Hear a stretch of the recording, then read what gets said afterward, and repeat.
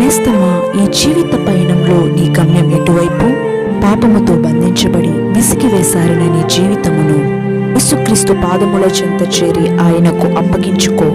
ఆయన నిన్ను పరిశుద్ధపరిచి ఒక ప్రయోజనకరమైన పాత్రగా నిన్ను మారుస్తాడు. ఆమేన్.